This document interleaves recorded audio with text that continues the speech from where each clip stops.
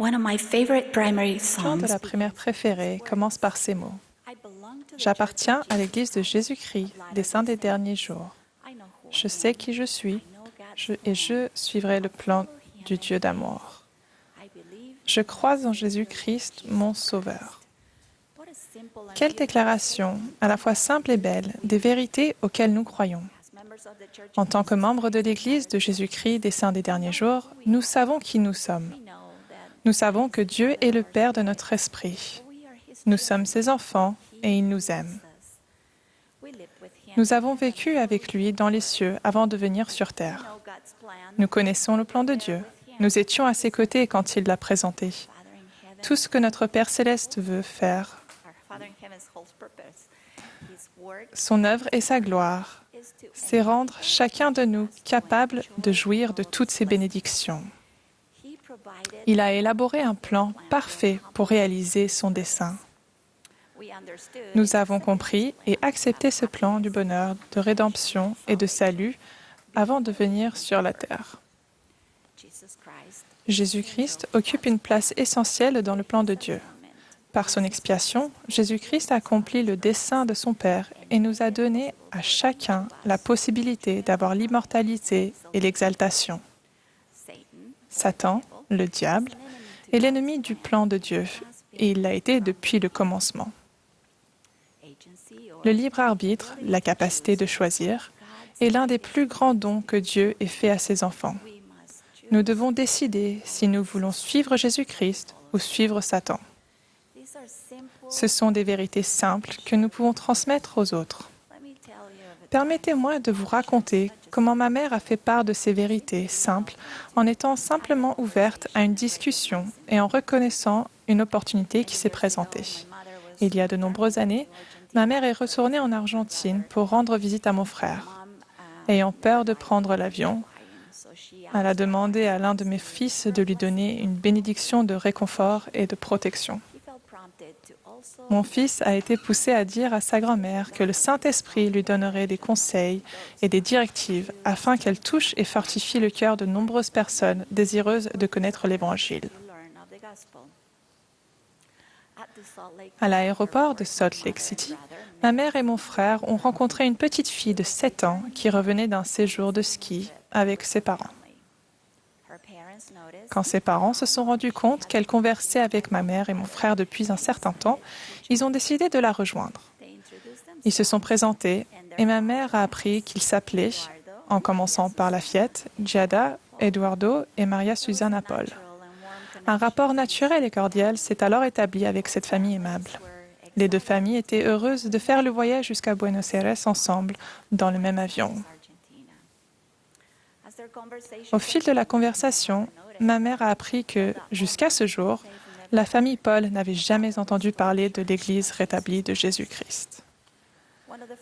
L'une des premières questions que Susanna a posées était « Pouvez-vous me parler de ce beau musée dont le toit porte une statue dorée ?»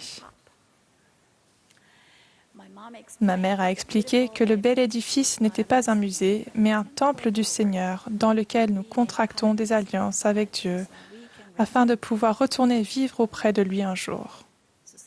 Susanna a confié à ma mère qu'avant leur voyage à Salt Lake City, elle avait prié pour que quelque chose vienne fortifier son esprit. Pendant le vol, ma mère a rendu un témoignage simple mais puissant de l'Évangile, puis elle a proposé à Susanna de prendre contact avec les missionnaires de sa ville. Susanna a demandé à ma mère « Comment vais-je les retrouver ?» Ce à quoi ma mère a répondu « Vous ne pouvez pas les rater. Ce sont soit 2 jeunes hommes portant une chemise blanche et une cravate, ou bien 2 jeunes femmes vêtues de jupe. Ils portent toujours un badge sur lequel leur nom et la mention « Église de Jésus-Christ des saints des derniers jours » figurent. Les familles ont échangé leurs coordonnées téléphoniques et se sont dit au revoir à l'aéroport de Buenos Aires. Susanna, qui est aujourd'hui l'une de mes amies, m'a raconté à de nombreuses reprises combien elle avait été triste de devoir se séparer de ma mère ce jour-là. Elle m'a dit « Ta mère rayonnait. Je ne peux l'expliquer, mais je ne voulais pas me séparer de l'éclat qui l'entourait. »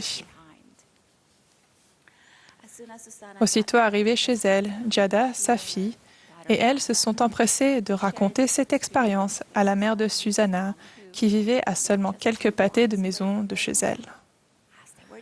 Tandis qu'elles étaient en voiture, Susanna a vu deux jeunes hommes dont la description correspondait à celle que ma mère avait faite des missionnaires. Elle a arrêté sa voiture au milieu de la rue et est descendue et leur a demandé « Êtes-vous membre de l'Église de Jésus-Christ » ?« Oui, ont-ils répondu. « Des missionnaires » a-t-elle demandé. Ils ont répondu en chœur « Oui, nous sommes missionnaires ». Elle leur a alors dit « Montez dans ma voiture, vous venez chez moi pour m'instruire. »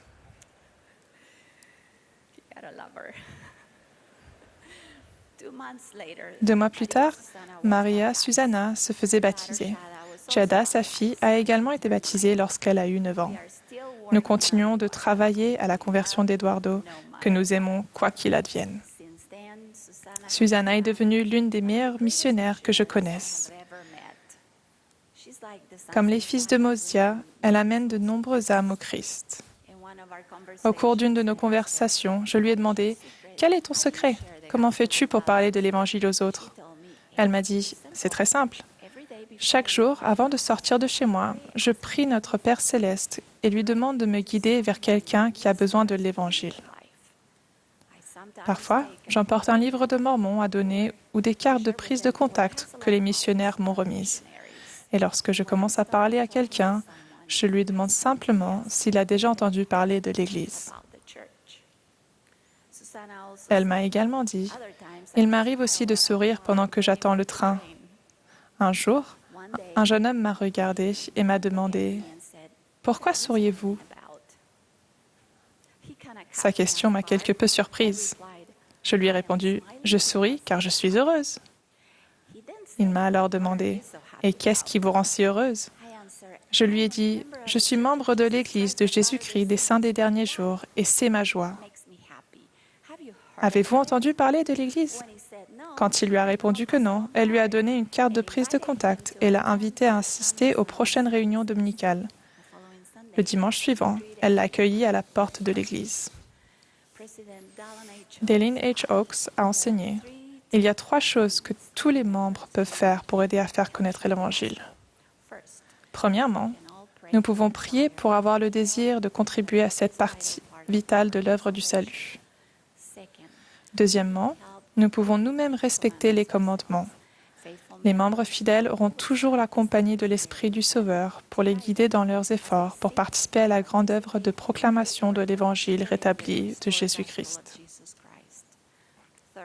Troisièmement, nous pouvons prier pour recevoir l'inspiration quant à ce que nous pouvons faire pour faire connaître l'Évangile, avec l'engagement d'agir selon l'inspiration que vous recevrez.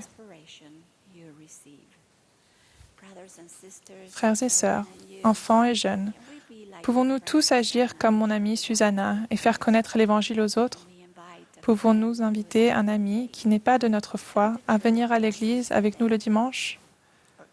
Ou pouvons-nous peut-être donner un exemplaire du livre de Mormon à un parent ou à un ami? Pouvons-nous aider les autres à trouver leurs ancêtres sur Family Search ou leur faire part de ce que nous avons appris au cours de notre étude hebdomadaire du programme Viens et suis-moi? Pouvons-nous être plus semblables à notre Sauveur Jésus-Christ et dire aux autres ce qui nous apporte de la joie? La réponse à toutes ces questions est oui. Nous pouvons y arriver. Les Écritures nous enseignent que les membres de l'Église de Jésus-Christ sont envoyés travailler dans sa vigne au salut de l'âme des hommes. Doctrine et Alliance 138-56. Cette œuvre du salut comprend l'œuvre missionnaire par les membres, le maintien des convertis dans l'Église, la remotivation des membres non pratiquants, l'œuvre du Temple et de l'histoire familiale, ainsi que l'enseignement de l'Évangile. Mes chers amis, le Seigneur a besoin de nous pour rassembler Israël. Il a dit, dans les Doctrines et Alliances, « Ne vous souciez pas d'avance de ce que vous direz, mais amassez continuellement dans votre esprit les paroles de vie, et la part qui sera attribuée à tout homme vous sera donnée à l'heure même. »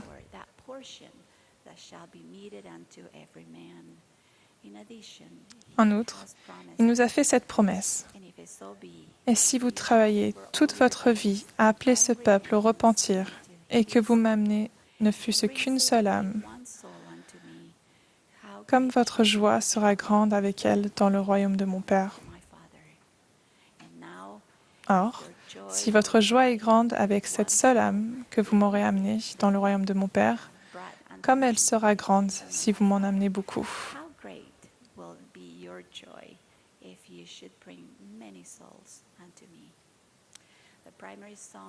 Le chant de la primaire par lequel j'ai commencé mon discours s'achève par cette déclaration profonde. Je crois en Jésus-Christ, mon Sauveur. Son nom soit loué. Le bien je ferai, sa voie je suivrai, proclamant sa vérité. Je témoigne que ces paroles sont vraies, que notre Père céleste nous aime et qu'il attend que nous nous tournions vers lui afin de nous bénir et de bénir les gens qui nous entourent. Puissions-nous avoir le désir d'amener nos frères et sœurs au Christ. C'est là ma prière. Au nom de Jésus-Christ. Amen.